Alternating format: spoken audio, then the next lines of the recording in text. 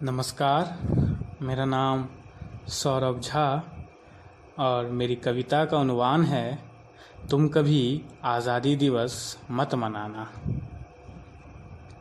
कविता मेरे ही स्वर में कुछ इस प्रकार है।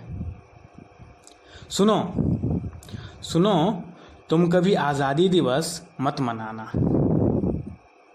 सुनो, तुम कभी आज़ादी दिवस मत मनाना, क्योंकि तुमको तो आज़ादी मिली ही नहीं अब तक। इसीलिए तो तुम कहते रहते हो हम लेकर रहेंगे आज़ादी, हम छीन कर लेंगे आज़ादी, आज़ादी आज़ादी। तुम्हारे लिए अंग्रेजों से आज़ादी आज़ादी थोड़े ना थी। तुम्हें तो वर्तमान सरकार से आज़ादी चाहिए। तुम्हें क्या किया से ज़्यादा किसने किया से दिक्कत है। दूसरी सरकार में सब ठीक हो जाएगा अपने आप।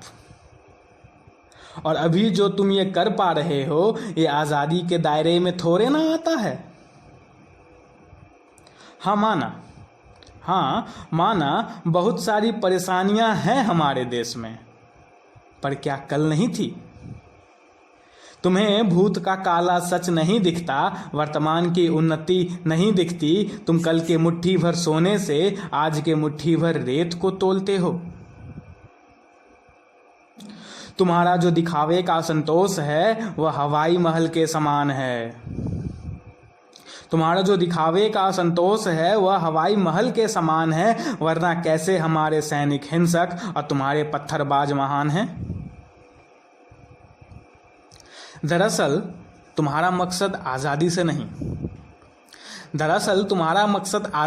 नहीं, अपना उल्लू सीधा करने से है। देश में आग लगाकर अपना दही जमाने से है। तुम अपनी हक की बातें करते हो, धर्म का पाठ पढ़ाते हो। नहीं, तुम अलगाववाद का बीज बोते हो।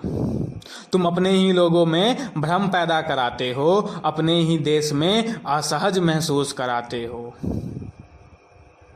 शमशेर बहादुर सिंह जी की कविताएं आज मुझे बहुत याद आती हैं, और तुम जैसों को लेकर देश की दुर्दशा बहुत सताती है।